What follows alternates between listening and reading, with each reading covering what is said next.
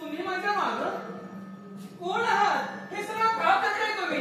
स्वर्गीय ज्याचं वास्तव्य तोच मंगल केतू गंधर्व तुझ्या समोर आहे. गंधर्व?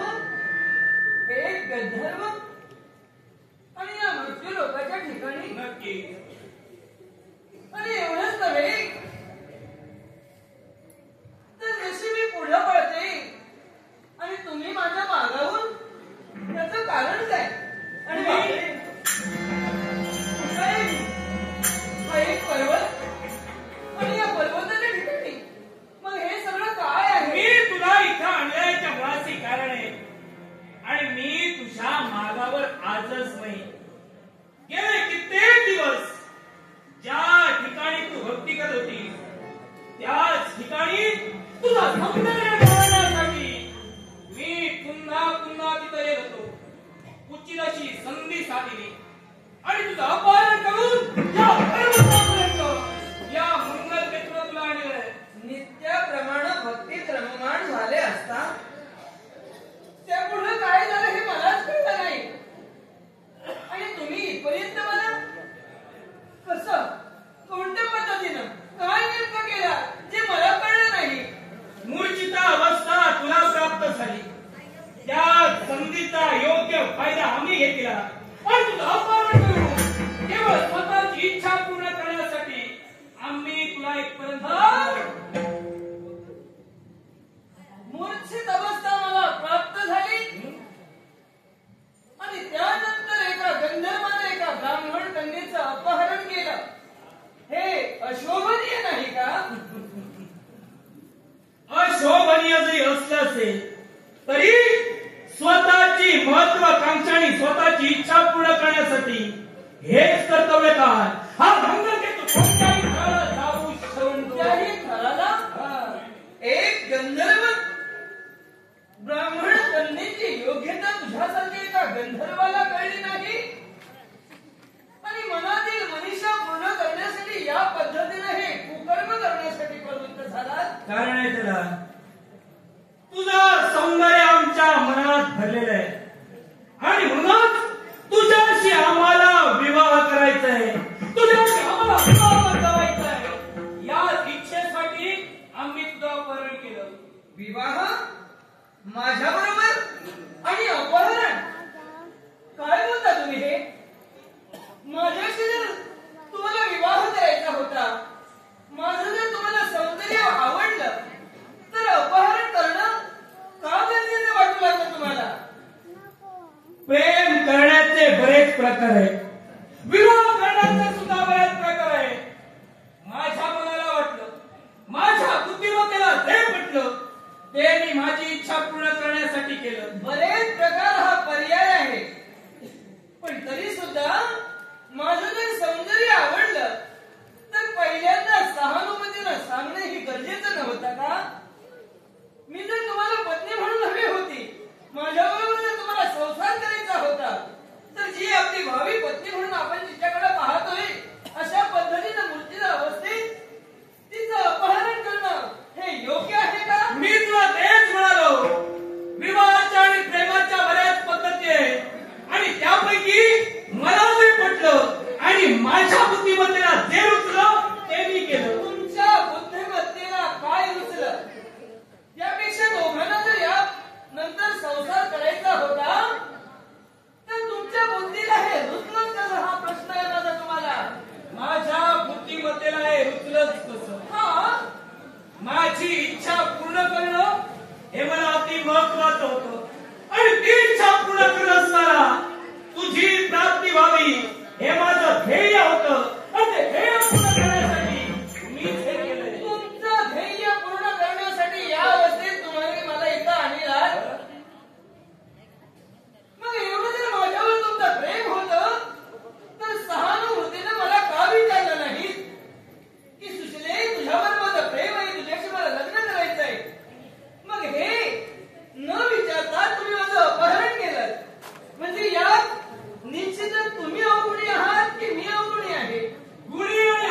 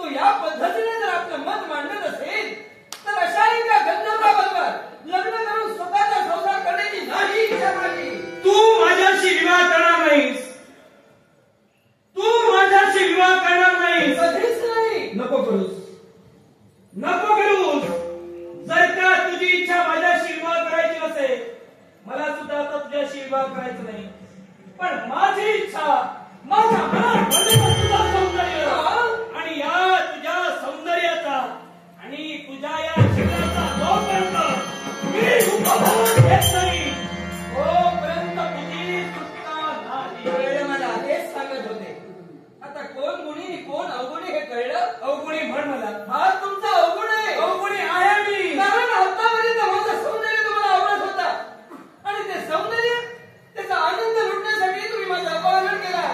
तुम्हाला वाटतं एखाद्या नातीनंतर मी लग्नाला होकार देणार, हा सुद्धा तुमचा प्रयत्न फसला.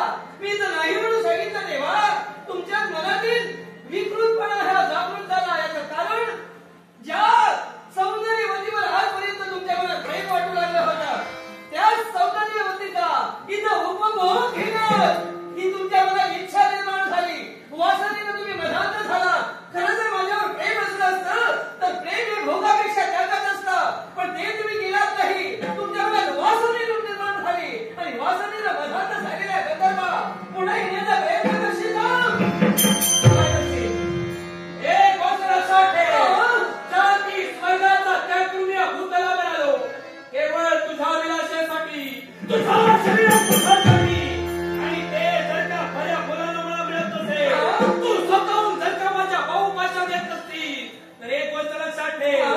तो गंधर्व तुझं अपहरण करू शकतो, तोच गंधर्व तुझ्या शरीराचा उपभोग घेण्यासाठी एक तरुणी स्वतःच्या मनानं एका तरुणाच्या बाहुपाशात कधी जाऊ शकते तर फक्त परस्परांचं दोघांचंही प्रेम असतं तेव्हा. कोणत्याही पद्धतीने सकारात्मक दृष्टिकोनातून मी दुसऱ्याकडे पाहत नाही. आणि असं असताना वासनेनं मनात झालेल्या एका गंधर्वाच्या बाहुपाशात स्वमतानं मी जाईल अशी कुठलीही तरुणी जाणार होणार नाही. पण मी तुला स्वतःच्या बाहुपाशात घेतल्याशिवाय माझ्या शरीराची खूप शांत केल्याशिवाय हे माझ्या शांत आजपर्यंत माझ्यापर्यंत येण्याचा बऱ्याच जणांनी प्रयत्न केला, पण एकाचाही प्रयत्न यशस्वी झालेला नाही. अरे तूच काय आजपर्यंत किती माझ्या सौंदर्यावर मोहित झाले आणि अशा वेगवेगळ्या पद्धतीनं मला आत्मसात करण्याचा प्रयत्न केला, पण शेवटपर्यंत मी कुणाची होऊ शकत नाही. अरे तूच काय अजून तरी कोणी गंधर्वाद असतील, शौर्यवाद असतील, अन्य विषय प्रवीण तरी असतील तरी माझ्या कार्याला स्पर्श सुद्धा करू देणार नाही. मग यातच कारण यातच प्रत्यक्ष घ्यावी. मी तुला तुझ्या नेत्रासमोर येईन. म्हणे कित्येक व्यक्ती तुझ्या समोर आल्या, कित्येक वेळा तुझ्या समोर घेण्याचं कर्तव्य केलं, कुणाला शक्य झालं नाही. पण एक गोष्ट लक्षात ठेव, हा गंधर्व जो तुझ्या समोर आहे, तुझ्या शरीराचा उपभोग घेईल, तुझ्या सौंदर्याचा गोळा करेल.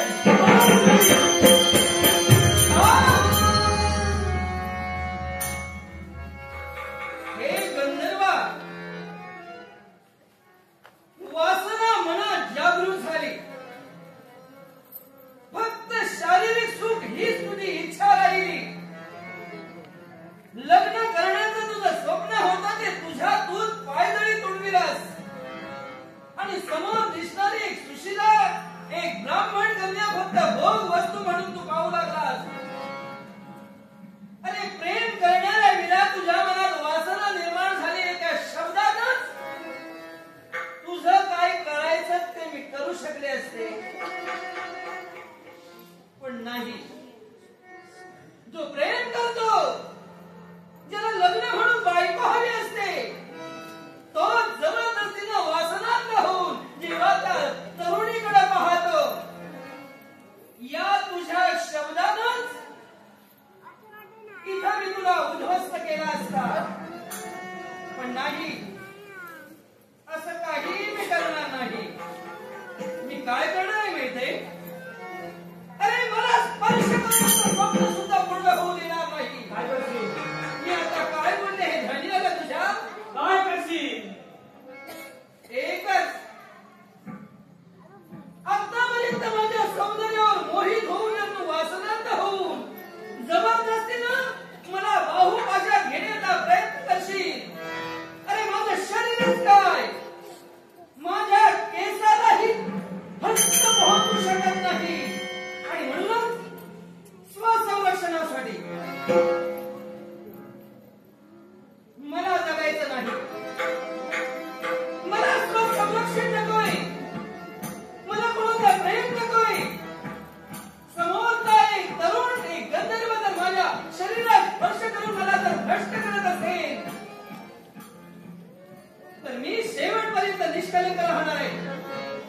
इथपर्यंत तू मला आणीलस.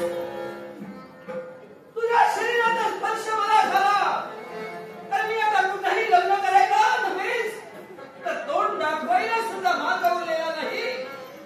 तर तुझ्यामुळे आणि म्हणून पुन्हा एकदा मी तुला सांगते, जो प्रेम करतो त्याच्यात वासना निर्माण झाली होते, त्या एका गंधर्वाचं मी काहीही करू शकले असते. पण तसं न करता मी माझंच करणार आहे. ते काय माहिती, मला जर स्पर्श करण्याचा तू प्रयत्न करशील तर त्यापूर्वी हा देह योग अग्नीच्या साह्यानं इथं वासमध्ये आहे.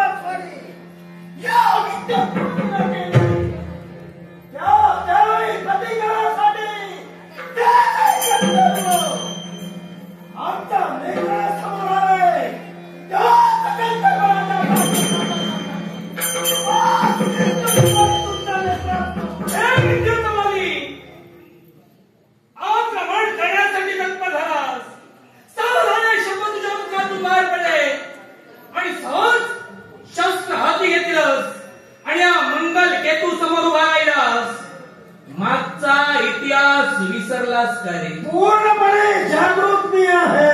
मग तो केवळ माझ्या हृदयावर माझ्या कानावर भाव घातलाय. तो इतिहास मी तरी कसा विसरावा? मग जर का तो भूतकाळ तुझ्या ध्येय लक्षात आहे, मग ते ज्ञान असून सुद्धा हा मूर्खपणा का?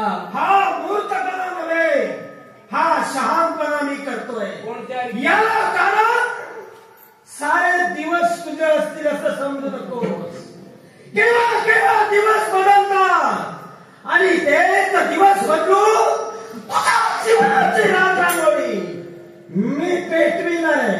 एक गोष्ट ध्यानी ठेव, म्हणे सारेच दिवस माझे नसतात, पण तुझे कित्येक दिवस संपल्यानंतर माझा एक दिवस संपतो, हे मात्र विसरू नको. ते जरी सत्य असलं तरी ज्याला देव तत्वाला सहकार्य केलं त्या गंधर्व राजाचा सेवक करीत त्याच वेळी माझ्या कर्तव्याची परिपूर्णता होईल. देव तत्वाला सहकार्य करणं हे आमचं कर्तव्य आहे, कारण स्वर्गाधिपती देवता देवेंद्र महाराज हे आमचे शास्त्र आहे, हे आमचे राजकर्ता आहे. मग एका राजकर्त्याचं संरक्षण करणं हे आमचं कर्तव्य आहे. अरे देव, तुम्ही स्वार्थी आहात.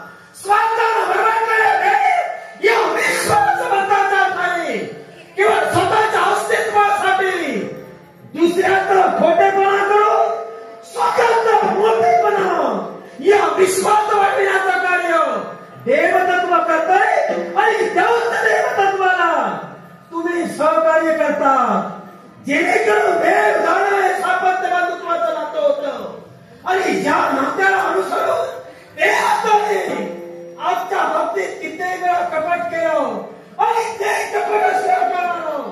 आमचं वैरत्व निर्माण झालं. या वैरत्वावर कुठेतरी तुम्ही हस्तक्षेप करू नये असं मला वाटतं. हे विद्युतवादी, देव आणि दानव संग्राम झाला. स्वर्गाधिपती देवेंद्र महाराज हे तुमच्या युद्धात त्यांना पराजय प्राप्त झाला आणि त्यावेळी या दानवांनी देवेंद्र महाराजांच्या हातासाठी एक शस्त्र सोडलं आणि त्यावेळी हा मंगलकेतू मध्यंतरी आला आणि त्या शस्त्राला प्रतिकार केला. ही माझी चूक झाली. इथंच तू चुकलास.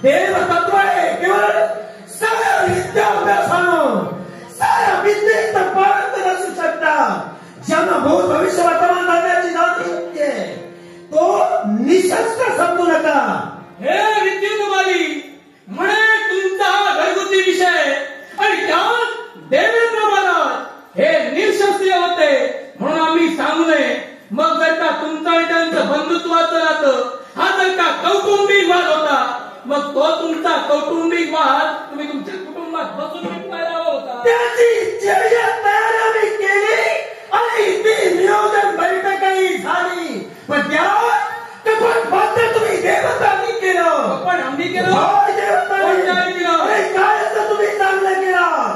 प्रत्येक वेळी देवतत्वानं या किंवा तत्वाच्या मारायला दानवेश्वराच्या बाबतीत कटू बलात्कार करून किंवा संपविण्याचा प्रयत्न केला आणि स्वतःचे मोठेपणा किंवा विश्वासघातकासाठी हे किंवाली वाऱ्यावर वाटून वादा निर्माण करू नकोस.